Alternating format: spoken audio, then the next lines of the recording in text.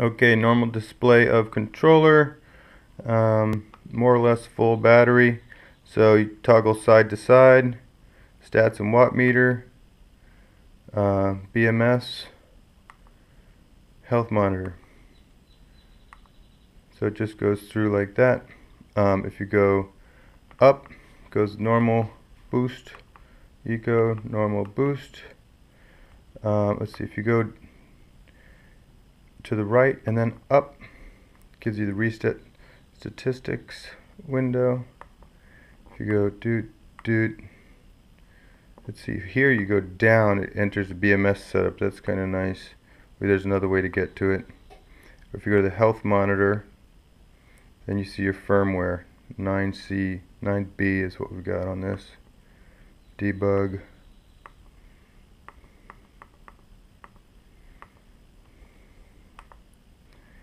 And then up to enter charge mode. So we don't have any the charger set up for this. This is, I think, for the custom coil power supply thing. Charge. Help. How do I do that?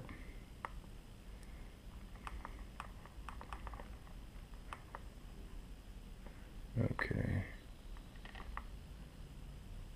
So let me try and get back to that.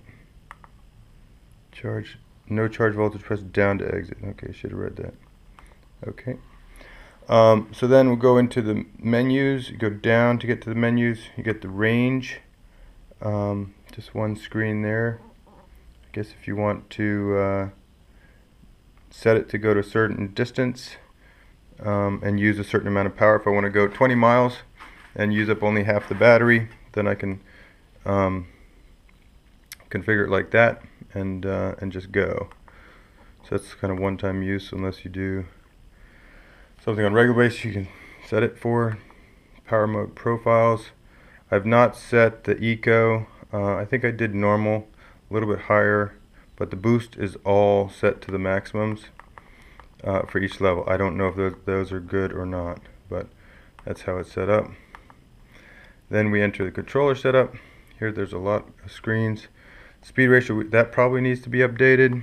Auto detect, I've already done that. I've already set the direction. Calibration screens, voltage adjustment, shunt, throttle limits. This is cool. Let's see.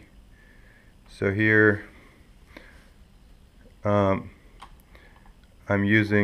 turning the throttle, and this is, you can see that indicator, so that normally it doesn't, there's almost an eighth of a turn, quarter turn almost before it gets, in fact I might want to just fix that. Let's see, throttle limits. Yeah, so I think I'll make it a little bit closer so there's less of a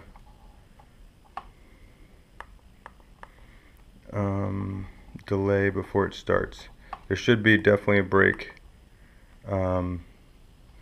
there, an offset, and then go to the maximum.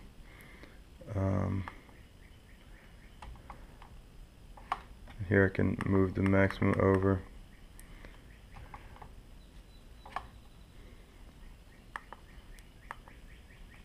Crap, can you guys see that? Okay. Yeah, so now the max is right at the max. So that'll be good. I like that. Throttle linear, slow, smooth push throttle. So I'll do. I just turned the throttle and it recorded how it turns. Throttle progression. Don't know what that is. Brake limits. Same deal with the brake. In this case, when I touch the e-brake, you see it jumps immediately. There's no on off here. I mean, there's no variable. It's just either on or off. So I'm going to get out of that. Brake linear. It's funny, when I push this, it says, ooh, very fast rotate. Click retry or clear. I'm going to do clear. Oops. excite, I think it means exit. Set the weight, internal temp sensor, that was set by default. Okay, so that's back to the main screen. So so that's the calibration screen, 1 of 4 through the setup. Now we'll go down regen settings, enable on, active mode yes. I'm not sure if that's right or not. Forced active, no. Rated current, inversion, no. Smooth, no.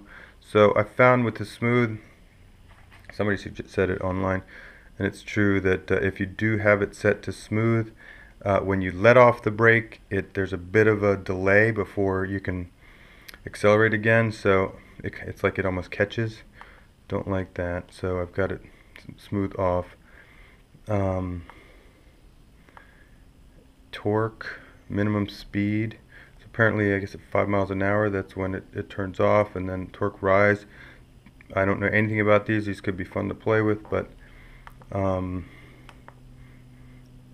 that's regen settings, charge settings, not charging, but when we do, might as well set this to 83.6 would probably be good. Supply current, we'll see what that is. So voltage drop. Okay, traction. Just go through the screens. I'm not planning on using this.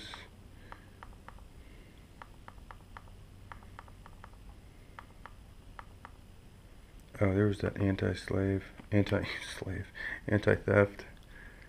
anti-thief. No, so if you want to set that up, I guess you do that there. So you need to really understand all of the settings here. And now we get into the advanced. Angle correction. This is, I guess, for the actual controller settings. Let's see. OVS timing, I bumped that up to 5. Thermo sensor, yes. Motor temp sensor, that's what came with the unit and I installed in the motor. Temperature limit. Guess you can go higher. It's pretty high already. I'm gonna drop it down to 315.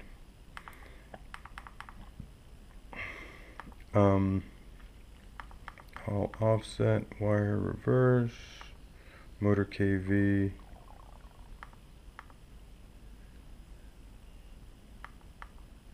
System reset. That's what I did after I upgraded the firmware. So that's the advanced settings. Then DC-DC, setup master password. And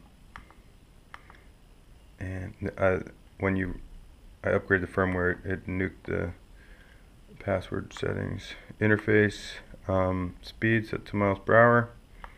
Temperature display. I actually lowered the brightness just for this video because when it's too bright, you can't see it on the screen. And then backlight, headlight, quick menu, suspend. So suspend, I think it turns off automatically, and how long before the system sort of hibernates. Battery setup. Okay, BMS enable and BMS setup. So here you go in channel A config.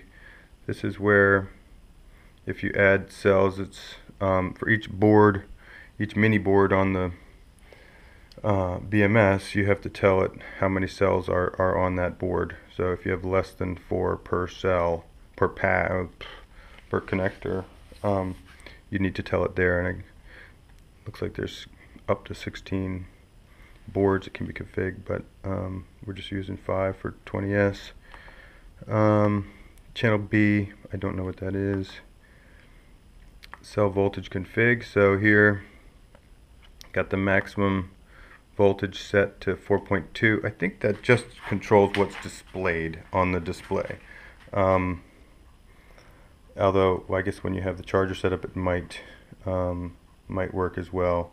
So we'll have to see about that. Balancing is whatever you set here is when the cells reach that voltage, then they'll start balancing. So I have it pretty high. So they normally, after being running for a little, after a half mile, they should stop balancing after a full charge or so, and then let's see, critical, okay, BMS status, debug monitor, lost packets 4, I'm always errors sent, so I'm not sure what the errors are.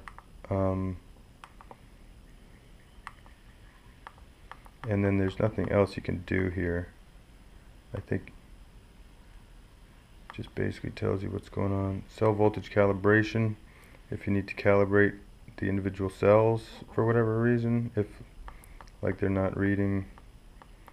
Let's say you go board 1, board 2, board 3. If for some reason you know it's better, the voltage is different than what's showing, you can theoretically go and calibrate it there.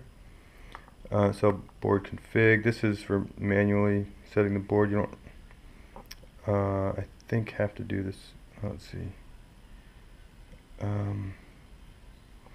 I did this with the beta BMS. I didn't have to do it with the other ones. Battery monitor, so then this just shows you all of the cell voltages, but not as nice as the graphic display. So that's BMS setup. Here you definitely need to set your amp hours and watt hours and discharge cutoff. I'm going to up that just a bit. And I guess that's it. Save the settings. If you see BMS errors, then you need to upgrade your firmware. I was getting that on both these Mini E's when I got them. Each time you start it up, if you plug it in, if you like restart them right away, the BMS would go away. Even with the BMS connected. So that's it. I hope you enjoyed watching.